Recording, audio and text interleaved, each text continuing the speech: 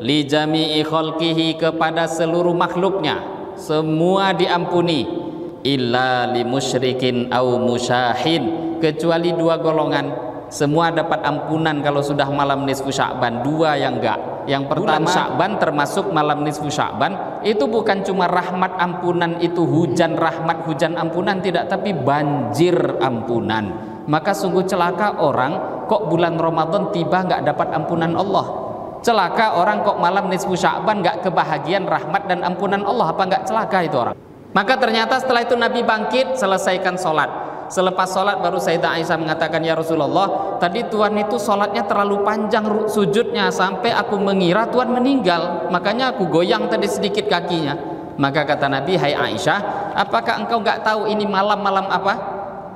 Maka Sayyidah Aisyah mengatakan, saya tidak tahu. Kata Nabi, ini malam nisfu Sya'ban. Assalamualaikum warahmatullahi wabarakatuh. Bismillahirrahmanirrahim. Assalamualaikum warahmatullahi wabarakatuh. Alhamdulillah, alhamdulillahil fattahil alim alladzi khalaqal insana fi ahsani taqwim. Wa asyhadu an la ilaha illallahul wahidul hakim. Wa asyhadu anna sayyidana wa maulana Muhammadan abduhu wa rasuluhur raufur rahim. Allahumma salli wa sallim ala sayyidina Muhammadinil karim al-munzali alaihi wa innaka la'ala khuluqin azim wa ala alihi wa ashabihi alladhina ataw rabbakum biqalbin salim, amma ba'da. Qala Allah ta'ala fi kitabihil karim ba'da a'udzu billahi minasy syaithanir rajim. Qad nara taqalluba wajhika fis sama' falanwalliyannaka qiblatan tardaha fawalli wajhaka syatral masjidil haram wa haitsu ma kuntum fawallu wujuhakum syatrah. Shadaqallahul azim. Wa qala an-nabiyyu sallallahu alaihi wasallam, may yuridillahu bihi khairan yufaqihu fid din wa innama ana qasim wallahu yu'ti. Wa qala aidan, yattali'ullahu ila jami'i khalqihi lailatan nisfi min Sya'ban fayaghfiru li jami'i khalqihi illa li musyrikin aw musyahin aw kama qala Rasulullah sallallahu alaihi wasallam. Alhamdulillah, hadirin bapak-bapak, ibu-ibu jemaah salat maghrib yang dimuliakan Allah Subhanahu wa taala. Pertama dan terutama sekali mari kita bersyukur pada Allah Subhanahu wa taala dengan mengucapkan alhamdulillahirabbil alamin. Bersolawat pada Rasulullah sallallahu alaihi wasallam dengan mengucapkan Allahumma sholli ala sayyidina Muhammad wa ala ali sayyidina Muhammad. Yang saya hormati Bapak Ketua Masjid, pengurus masjid yang hadir pada malam hari ini. Yang saya hormati para alim ulama, tokoh masyarakat, cerdik pandai yang juga hadir dalam majelis yang mulia ini. Yang saya hormati bapak-bapak, ibu-ibu, hadirin wal hadirat yang tidak bisa disebutkan namanya satu persatu, yang insya Allah kita yang hadir semua mendapatkan rahmat daripada Allah Subhanahu wa taala. Amin ya rabbal alamin. Bapak Ibu jemaah yang dimuliakan Allah, syukur kita lagi dan lagi pada Allah. Sampai malam hari ini Allah masih memberikan begitu banyak anugerah karunia pada kita semua, terutama anugerah iman, Islam, anugerah taat pada Allah, Allah masih berikan kepada kita semua. Termasuk Bapak Ibu, pada malam hari ini Allah Subhanahu wa taala masih jumpakan kita dengan bulan Sya'ban. Ini satu bulan yang mulia, banyak kejadian-kejadian yang terjadi di bulan Sya'ban ini, yang mana Allah Subhanahu wa taala menampakkan kebesarannya, keagungannya. Banyak kejadian-kejadian besar terjadi di bulan Sya'ban ini. Nah, hadirin Bapak Ibu, pada malam hari ini biasanya kita mengkaji pembahasan fikih, terutama fikih ibadah, dan di pertemuan yang lalu kita sudah membahas, mengkaji tentang pembahasan tayammum, tata cara tayammum dan lain sebagainya. Secara urutan kajian kita mengikuti urutan kitab, maka kita semestinya melanjutkan pembahasan bab haid, nifas, istihadah, berkaitan dengan pembahasan hadas besar. Tapi karena ini juga kajian terakhir, kalau kita buka pembahasan haid, nifas, istihadah ini butuh beberapa pertemuan. Maka malam ini saya berinisiatif kita sedikit membahas, karena ini juga pertemuan terakhir dan kita berada di bulan Sya'ban. Maka kita mengkaji pada malam hari ini Bapak Ibu pembahasan yang berkaitan dengan pembahasan peristiwa, kejadian ataupun amal-amal yang berkaitan dengan bulan Sya'ban. Bapak Ibu jemaah salat maghrib yang dimuliakan Allah, bulan Sya'ban ini adalah bulan muqaddimah sebelum masuk daripada bulan Ramadan. Dalam beberapa riwayat Nabi Shallallahu Alaihi Wasallam pernah ditanya, puasa yang terbaik itu kapan? Termasuk puasa yang afdal itu kapan? Maka Nabi menjawab, di antara puasa yang paling utama itu adalah puasa sunnah di bulan Sya'ban. Maka beliau ditanya, apa penyebabnya? Maka beliau pun mengatakan penyebabnya adalah karena penyebab faktor bulan Ramadan. Ya, karena sudah mendekati bulan Ramadan, maka bulan Sya'ban pun ikut mulia. Berpuasa di bulan Sya'ban ini pun juga termasuk puasa yang dalam amalan sunnah, ini termasuk puasa yang sangat-sangat dianjurkan juga. Nah hadirin Bapak Ibu, kita sekarang berada di bulan Sya'ban. Malam hari ini, pada hari ini kita berada di tanggal 9 Sya'ban ya kalau tidak salah, 9 Sya'ban malam ini. Maka Ramadan pun sebenarnya tinggal menghitung hari lagi, mungkin sekitar 20-an hari lebih sedikit. Maka kalau kita panjang umur, insya Allah kita akan jumpa dengan bulan Ramadan. Maka hadirin Bapak Ibu, sebelum kita masuk di bulan Ramadan, bulan Sya'ban ini bagaimana kita fahami juga keagungan kemuliaannya, sehingga kita pun diberi kesempatan besar sebelum masuk bulan Ramadan bisa kita isi bulan Sya'ban ini dengan amal-amal ataupun pembahasan-pembahasan apa yang berkaitan dengan bulan Sya'ban. Yang pertama diantaranya, Bapak Ibu yang mulia, bulan Sya'ban ini pernah ada satu kejadian tahwilul kiblah. Pemindahan kiblat itu dulu di zaman Nabi, kiblat itu dari Mekah pernah dipindahkan ke Masjidil Aqsa. Jadi dari Mekah, dari Ka'bah dipindahkan oleh Allah, waktu itu diperintahkan untuk kiblat itu dipindahkan ke Masjidil Aqsa. Kurang lebih kata para ulama pada waktu itu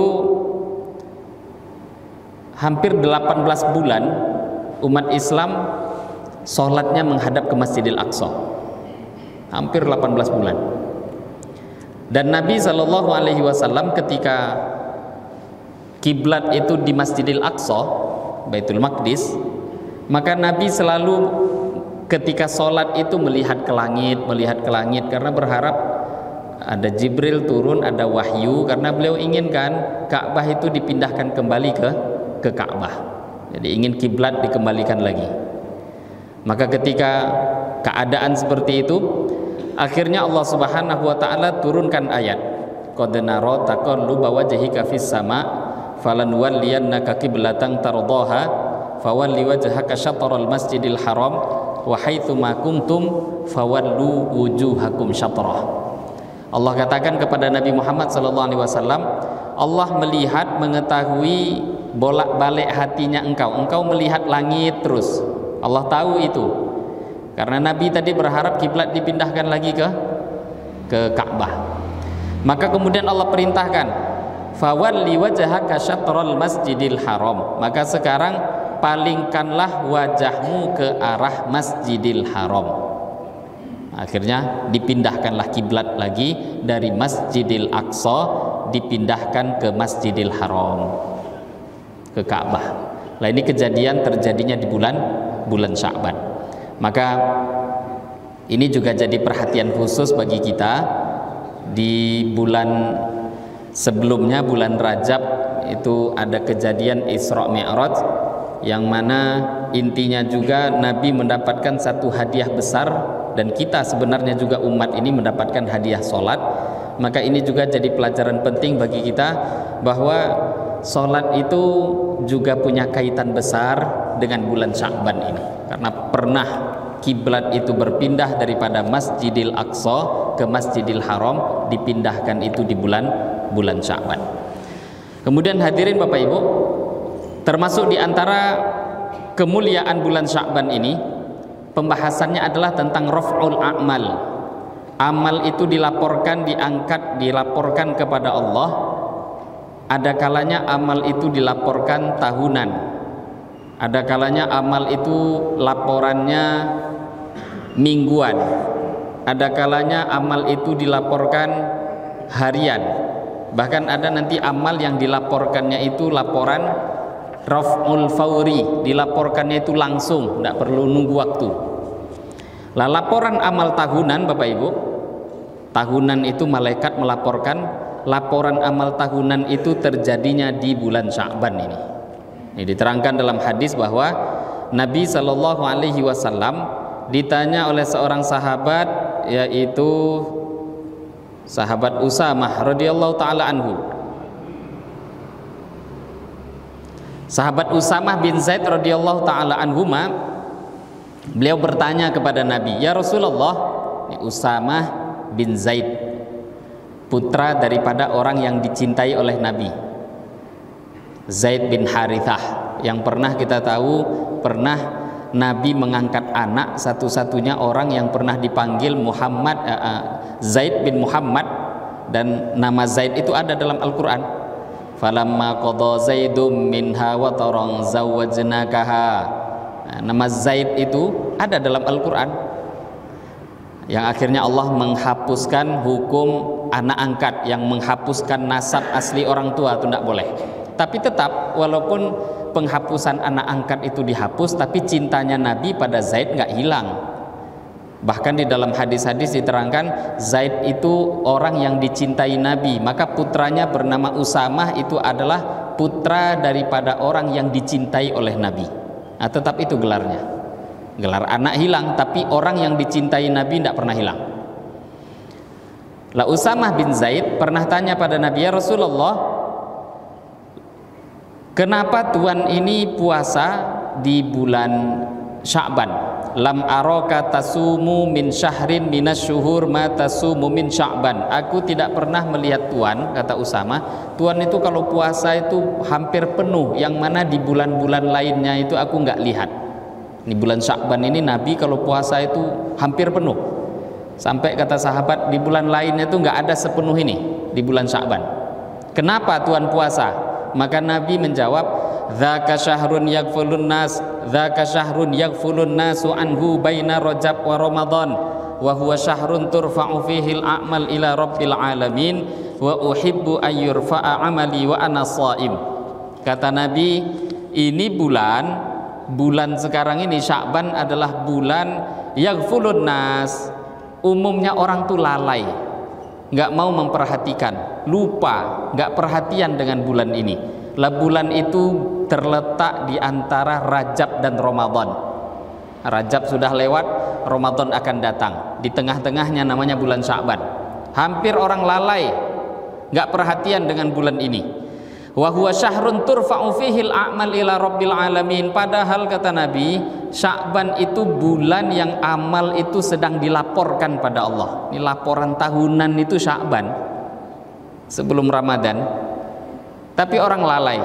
Maka Nabi mengatakan, wa uhibbu ayyurfa'a amali wa ana shaim, dan aku ingin, aku suka amalku dilaporkan pada Allah dalam kondisi aku sedang berpuasa. Nah, jadi kalau puasa itu dikerjakan Bapak Ibu, maka nanti amal-amal lain jadi mudah. Kan nggak enak rasanya kalau orang tuh puasa tapi nggak sholat, kan nggak enak itu. Maka siapa orang yang puasa biasanya sholat jadi mudah. Nah, kalau puasa itu amal-amal baca Quran jadi enak. Kalau Ramadan coba Bapak Ibu tengok nanti, yang nggak biasa ke masjid pun nanti akan mudah juga ke masjid kalau dia puasa. Maka Nabi dalam amal yang dilaporkan tahunan itu di bulan Sya'ban beliau puasa, dan beliau katakan, aku ingin amalku dilaporkan kepada Allah dalam keadaan aku berpuasa. Nah, jadi bulan Sya'ban ini bulan yang sangat agung, bulan dilaporkannya amal kepada Allah. Lah ada juga Bapak Ibu yang kita tahu dalam beberapa riwayat hadis lainnya, ada juga amal yang dilaporkan kepada Allah tapi laporannya mingguan. Mingguan, kalau tadi tahunan, ini mingguan.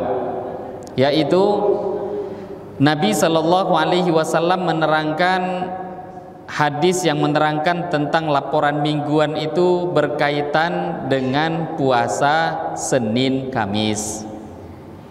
Jadi Nabi biasa puasa Senin, beliau juga puasa hari Kamis.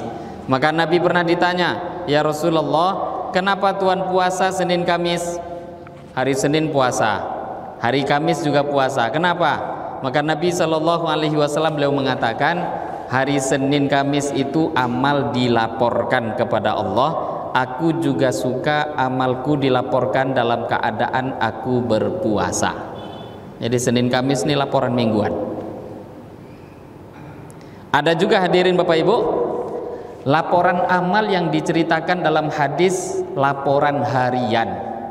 Tiap hari laporan.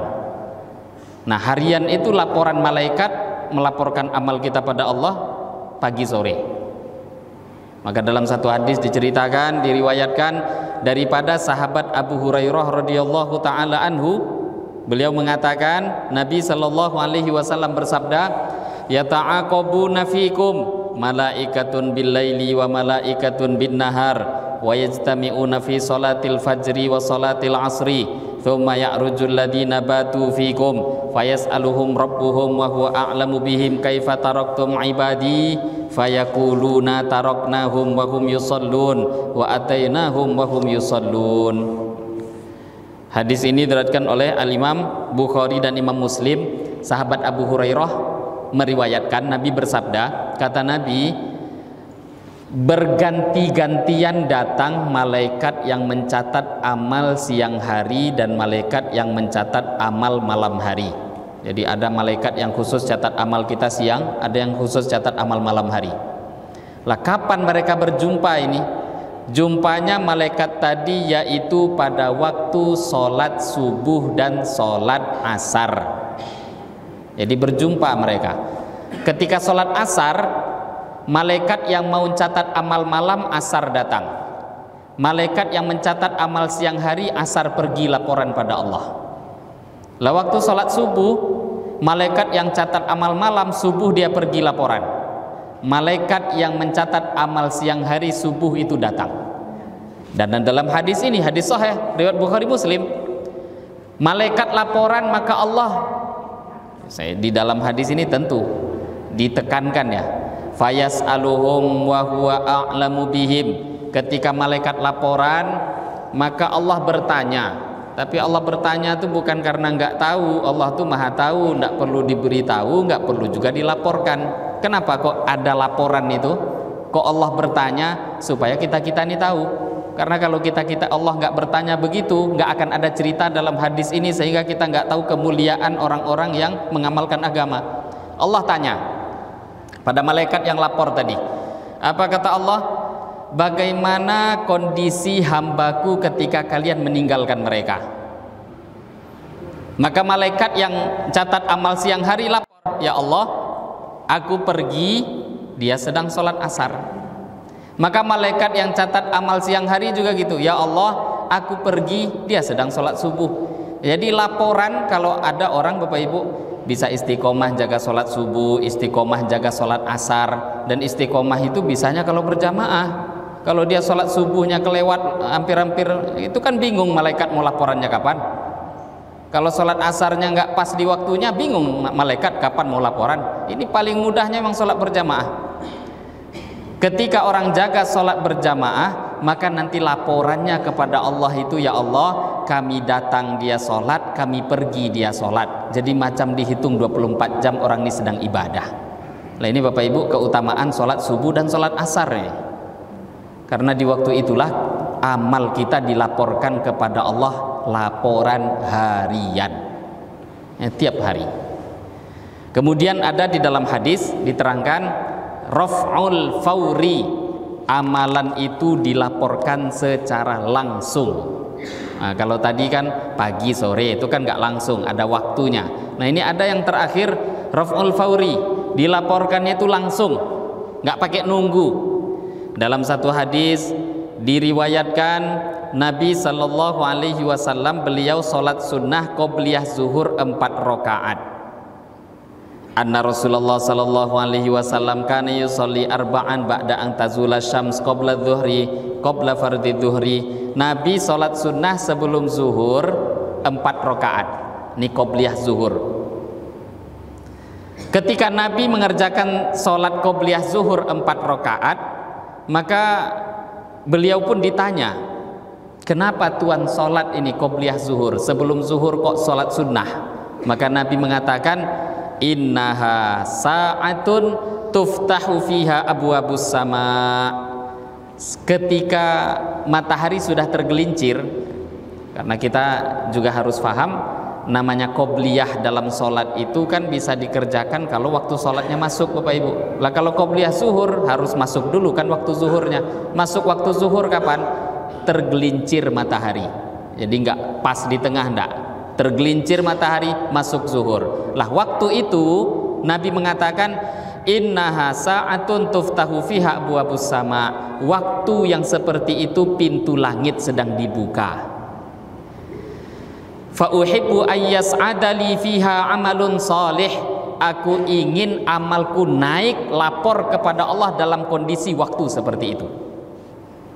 Nah, jadi ada amal yang dilaporkan langsung, yaitu qobliyah zuhur. Nah, termasuk sholat zuhurnya. Lah kemudian hadirin Bapak Ibu, qobliyah zuhur itu ya kalau hari biasa, Senin, Selasa, Rabu, Kamis, Sabtu, Ahad. Kalau Jumat, ini kan secara umum itu zuhur secara umum kan nggak ada, kecuali beberapa orang yang tidak diwajibkan sholat Jumat, ya tentu zuhur. Tapi umumnya umat Islam mayoritas kan kalau sudah Jumat yang ada kan Jumat. Lah apakah Jumat nggak ada pintu dibuka? Ya dibuka juga, pintu langit dibuka, karena Jumat itu kedudukannya zuhur. Lah sayangnya cuma Bapak Ibu, kalau di satu masjid kok azannya itu cuma 1 kali, itu nanti qobliyah Jumatnya nggak ada. Lah kalau nggak ada qobliyah Jumat, ya qobliyah Jumat itu ada nggak? Ya ada. Kalau zuhur ada qobliyah, Jumat ada qobliyah. Nah kalau memang kita ada azan 2 kali, nah itu biasanya azan pertama, selepas itu qobliyah Jumat, baru selepas itu azan lagi, baru khotib naik mimbar. Tapi kalau azan sekali kan langsung aja tuh, nggak ada qobliyah Jumatnya. Lah kalau nggak ada qobliyah Jumat, fadilah ini pun hilang berarti di hari Jumat yang hari-hari paling mulia. Lah sedangkan di waktu itu amal sedang dilaporkan langsung kepada Allah. Nabi semua menjawab, fa uhibbu ayyas'adali fiha amalun salih. Aku ingin dalam kondisi seperti ini amalku dilaporkan kepada Allah, sedangkan aku sedang mengerjakan amal-amal soleh. Nah hadirin Bapak Ibu, ada beberapa tadi hadis kita dengar, Sya'ban bulan dilaporkan amal, ada laporan mingguan, ada laporan harian, ada laporan yang langsung betul-betul dilaporkan pada Allah. Maka ini kesempatan bagi kita, sedikit kita mengetahui keutamaan bulan Sya'ban, sehingga kita bisa fahami kenapa kok dulu Nabi puasa tuh hampir ya sebulan penuh. Ya itulah penyebabnya. Ini bulan muqaddimah Ramadan, maka Nabi pun memperbanyak amal di bulan ini menjadi laporan tahunan kita. Mungkin di bulan-bulan lain kita banyak kurang, maka di bulan Sya'ban ini muqaddimah Ramadan, kesempatan ini ambil sebelum betul-betul anugerah besar, ghanimah besar, pahala besar bisa kita ambil betul banyak-banyak di bulan Ramadan. Kan nggak mungkin langsung amal ibadah di Ramadan itu bisa sungguh-sungguh kalau nggak memanfaatkan bulan Sya'ban terlebih dahulu. Nah, hadirin Bapak Ibu yang dimuliakan Allah, keutamaan daripada Sya'ban ini terlalu banyak. Karena waktu kita sempit, maka sedikit juga kita membahas tentang satu keutamaan yang ada di bulan Sya'ban, yaitu yang berkaitan dengan nisfu Sya'ban. Ada namanya Lailatul Nisfi min Sya'ban, malam nisfu Sya'ban, malam pertengahan bulan Sya'ban. Nah, ini hari ini malam ini di kalender saya ya, itu tanggal 9. Nah, di kalender yang saya pegang. Mungkin ada beberapa perbedaan kalender Bapak Ibu. Ini hari ini tanggal 9 Sya'ban hari ini. Nah, kalau kita menggunakan hari ini tanggal 9 Sya'ban, maka nisfu Sya'ban itu jatuhnya nanti di hari Senin malam Selasa. Mungkin di antara Bapak Ibu ada kalender yang berbeda, ya mana-mana yang yakin ya pakai saja, karena memang jangankan bulan Sya'ban, Ramadan aja kadang beda. Lah terus gimana Ustadz beda-beda gitu? Ya mana yang yakin amalkan. Ini beberapa ustadz ulama ya, namanya kalender itu hisab, ilmunya ilmu hisab, perhitungan. Maka kalau misalkan hari ini siang tadi tanggal 9, maka nanti tanggal 14 Sya'ban itu jatuhnya di hari Senin malam Selasa itu malam nisfu Sya'ban. Tapi kalau ada yang mundur satu hari ya berarti satu hari setelahnya. Nah, kita membahas tentang keutamaan malam nisfu Sya'ban ini yang beberapa hadis, yaitu diterangkan Nabi Shallallahu Alaihi Wasallam bersabda, Bapak Ibu, memang hadis tentang malam nisfu Sya'ban ini terlalu banyak. Dan dari hadis yang begitu banyak, hampir memang kebanyakan hadis yang menerangkan malam nisfu Sya'ban itu ada yang dhaif. Bahkan sebahagian itu sampai mengatakan ada yang maudhu, palsu. Tapi tadi tidak semuanya dhaif. Ada juga hadis bahkan yang disahihkan oleh para ulama, termasuk Ibnu Hibban, ini ulama pakar hadis, beliau pun mensahihkan hadis yang berkaitan dengan malam nisfu Sya'ban. Nah, jadi kemudian Al-Imam At-Tabarani juga meriwayatkan dalam kitab Mu'jamnya. Maka banyak ulama yang mensahihkan hadis tentang nisfu Sya'ban, termasuk Bapak Ibu. Nah, biasanya kalau kawan-kawan yang duduk kajian salafi itu kan sering menyebut nama Albani, hadis ini disahihkan oleh Albani. Nah, termasuk yang mensahihkan hadis malam nisfu Sya'ban Al-Albani. Padahal ya tidak perlu sebenarnya satu hadis itu disahihkan dulu oleh Albani baru diamalkan, tidak. Tapi zaman ini kadang ada orang yang dia ini kalau nggak dengarkan nama Albani itu nggak puas hatinya. Ya sudah, kalau bagi dia ini cuma sekedar tambahan. Al-Albani pun yang biasa dipakai oleh kawan-kawan salafi itu pun juga mensahihkan hadis malam nisfu Sya'ban. Jadi secara umum berarti tentang kemuliaan malam nisfu Sya'ban itu hadisnya diterima oleh para ulama. Hadis malam keutamaan nisfu Sya'ban, yaitu diantaranya yattali'ullahu ila jami'i khalqihi lailatan nisfi min Sya'ban. Allah mencurahkan rahmatnya di malam nisfu Sya'ban, di malam nisfu Sya'ban. Fayaghfirullah, maka Allah Subhanahu wa taala mengampuni li jami'i khalqihi, kepada seluruh makhluknya, semua diampuni, illa li musyrikin au musyahin, kecuali dua golongan. Semua dapat ampunan kalau sudah malam nisfu Sya'ban, dua yang enggak. Yang pertama musyrik, orang yang mensekutukan Allah. Yang kedua musyahid, orang yang menyebarkan permusuhan, hatinya dengki, membuat perpecahan di mana-mana. Maka dua orang ini nggak akan dapat ampunan. Ya, kalau musyrik jelas, innallaha la yaghfiru ayyusyraka bihi wa yaghfiru ma duna dzalika liman yasha. Allah nggak ampuni dosa syirik, tapi kalau dosa selain syirik Allah ampuni bagi orang yang Allah kehendaki. Lah, termasuk juga di sini pengecualian yang tidak dapat ampunan musyahin. Musyahin itu orang yang mereka menyebarkan permusuhan. Lah, kalau sudah menyebarkan permusuhan itu kan membuat hancur umat ini orang. Nah, hadirin Bapak Ibu, jadi malam nisfu Sya'ban itu bukan cuma hujan rahmat ya. Sering kita kalau sudah bulan Ramadan itu kan kita sering dengar ceramah, Bapak Ibu ini hujan rahmat bulan Ramadan. Padahal sebenarnya Ramadan itu bukan cuma hujan rahmat Bapak Ibu, bukan cuma hujan rahmat. Sya'ban termasuk tadi malam nisfu Sya'ban itu bukan cuma hujan rahmat, tapi banjir rahmat. Kalau hujan itu misalkan kita di masjid ini, kalau sedang hujan, ya kalau kita berada di rumah, di masjid ada atap, ya nggak akan kena hujan kan? Kenapa? Ya cuma hujan. Tapi coba kalau banjir, naudzubillah, Kalau banjir itu basah Bapak Ibu, walaupun di dalam rumah. Nah, bulan Ramadan, bulan Sya'ban termasuk malam nisfu Sya'ban, itu bukan cuma rahmat ampunan, itu hujan rahmat, hujan ampunan, tidak, tapi banjir ampunan. Maka sungguh celaka orang kok bulan Ramadan tiba nggak dapat ampunan Allah. Celaka orang kok malam nisfu Sya'ban nggak kebahagiaan rahmat dan ampunan Allah. Apa nggak celaka itu orang? Maka dalam hadis bab fadilah Ramadan itu, Nabi, tangga mimbar Nabi kan juga 3 tangga. Nabi pernah naik tangga itu 1 tangga, kemudian Nabi ucapkan amin. Nabi naik tangga kedua, Nabi ucapkan amin.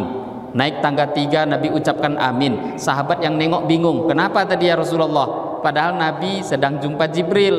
Naik tangga pertama itu diantaranya Jibril doa.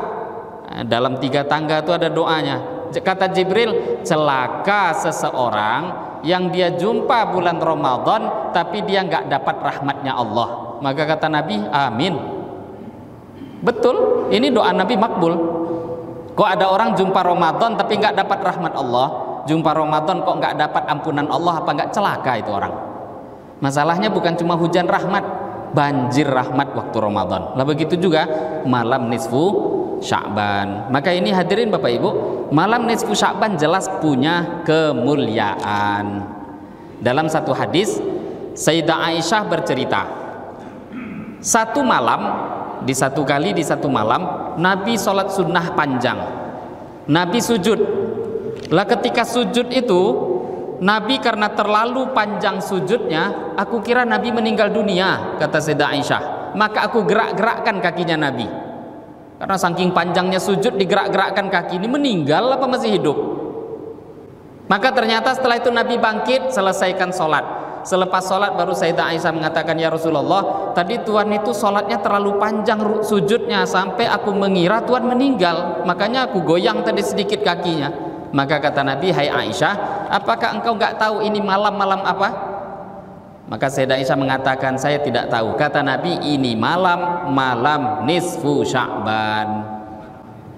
Nah, jadi kalau amalan sholat khusus dalam hadis memang tidak diterangkan Bapak Ibu. Apa amalan sholat khusus malam nisfu Sya'ban? Dalam hadis nggak ada. Adakah doa khusus yang diterangkan dalam hadis? Dalam hadis amalan Nabi juga nggak ada. Tapi Nabi memuliakan malam nisfu Sya'ban, banyak hadisnya. Seperti tadi, ketika Nabi sholat panjang-panjang, Aisyah pun heran, kok Tuhan sholat sampai sebegitu panjang? Ini malam nisfu Sya'ban, kata Nabi. Nah, jadi Bapak Ibu, ini penting kita memuliakan. Jadi pembahasan yang mungkin yang penting juga di sini yaitu mengenai amal apa yang bisa dibuat di malam nisfu Sya'ban dan apa anjuran-anjuran yang disampaikan oleh para ulama. Nah, hadirin Bapak Ibu, tadi secara keutamaan malam nisfu Sya'ban jelas. Secara keutamaan malam nisfu Sya'ban jelas. Jadi siapapun dianjurkan buat amal. Hanya saja ulama berbeda pendapat tentang sifat amalnya. Mau buat amal apa yang dianjurkan waktu malam nisfu Sya'ban? Lah di sini terjadi ikhtilaf. Ikhtilaf itu Bapak Ibu, para ulama berbeda pendapat memang. Kalau sudah malam nisfu Sya'ban itu datang, kita mau buat amal apa, maka ulama berbeda pendapat. Di antara ulama-ulama Syam zaman dulu, ini ulama tabi'ut tabi'in, generasi setelah tabi'ut tabi'in, salah seorang di antaranya namanya Ishaq bin Rahawayh. Ini Ishaq bin Rahawayh ini dulu punya madhab segenerasi dengan Imam Ahmad bin Hambal, tapi tidak ada penerus, madhabnya hilang. Nah, tapi beliau ulama besar. Menurut Ishaq bin Rahawayh, termasuk juga ulama besar zaman dulu Khalid bin Ma'dan. Ini 1000 tahun yang lalu semua Bapak Ibu. Beliau mengatakan, kalau ada orang malam nisfu Sya'ban ingin membuat amal-amal dengan cara berjamaah, maka dianjurkan. Ini kata beliau. Mau sholat berjamaah, mau zikir sama-sama, baca Quran sama-sama, kata beliau bagus. Ini kata Ishaq bin Rahawayh dan Khalid bin Ma'dan. Dan ini diterangkan dalam kitab Lataiful Ma'arif. Tapi sebahagian ulama lain, diantaranya Al-Imam Al-Auza'i, Imam Auza'i ini juga dulu ada mazhabnya, beliau punya mazhab fikih, tapi karena murid nggak meneruskan, kitabnya nggak terjaga, akhirnya mazhabnya nggak ada lagi penerus sampai sekarang hilang. Lah Al-Auza'i berbeda, beliau berbeda pendapat. Kata Al-Auza'i, menurut saya kalau malam nisfu Sya'ban itu nggak usah berjamaah buat amal, sendiri-sendiri saja, kata beliau. Jadi kalau mau sholat ya sendiri, baca Quran sendiri aja, kalau mau baca zikir ya sendiri, nggak usah berjamaah. Ini menurut Al-Imam Al-Auza'i. Jadi pada dasarnya Bapak Ibu, tentang sifat menghidupkan amalnya, ulama berbeda pendapat dari zaman dulu. Memang berbeda. Nah kalau kita ini faham tentang perbedaan, ya ada tata cara, tata krama dalam berbeda. Mau tidak mau ya tentu kita menghargai. Dan memang itu ulama-ulama sekelas Ishaq bin Rahawai, Khalid bin Ma'dan dan Al-Auza'i, mereka pun juga berbeda pendapat dalam menghidupkan malam nisfu Sya'ban. Nah, di antaranya mungkin Bapak Ibu pernah dengar juga ada, oh Ustadz kami pernah dengar katanya malam nisfu Sya'ban itu dianjurkan selepas maghrib baca Yasin 3 kali, kemudian ada doa khususnya. Itu ada dalilnya nggak? Kalau angka Yasin 3 kali, angka 3 itu nggak ada dalil langsung dari hadis, nggak ada Bapak Ibu. Tapi kalau kita katakan dilarang, tentu tidak. Ya karena kalau Bapak Ibu nggak mau baca Yasin 3, baca 5 pun boleh kan. Lah hanya saja orang awam seperti kita kadang kebingungan. Ini malam nisfu Sya'ban mau ngapain? Maka ulama kadang ngajarin bacalah Yasin 3 kali. Lah asal tidak meyakini angka itu datang dari Rasulullah nggak masalah, karena perintah agama luas, mau dibaca 3 boleh. Dan seawam-awamnya orang Islam itu kan nggak akan mungkin meyakini itu wajib, juga nggak ada itu yang yakin itu wajib, enggak. Itu hanya untuk mempermudah. Tapi pada dasarnya apa-apa yang diajarkan oleh para ulama itu sangat-sangat dianjurkan bagi orang-orang awam terutama. Termasuk doa yang biasa beredar itu doa datang diriwayatkan, dinukil riwayatnya datang daripada sahabat Abdullah ibnu Mas'ud radhiyallahu ta'ala anhu. Jadi ada doa nisfu Sya'ban, mau diamalkan silahkan. Ya kalau tidak mau ngamalkan itu ya terserah juga. Mau baca doa yang lain silahkan. Yang terpenting malam itu adalah malam yang penuh anugerah. Dari dulu Nabi sendiri menghidupkan amal, begitu juga sahabat, tabi'in, tabi'ut tabi'in, sampai ulama-ulama setelahnya. Dan itu malam insya Allah akan bisa kita jumpai di hadapan kita dalam beberapa hari lagi. Maka semoga dengan kajian singkat ini Bapak Ibu, semoga kita bisa fahami keutamaan daripada bulan Sya'ban. Dan di dalam bulan Sya'ban itu ada malam namanya malam nisfu Sya'ban. Itu malam mulia, maka jangan kita lewatkan kesempatan untuk menghidupkannya. Ini mungkin yang bisa saya bahas pada malam hari ini.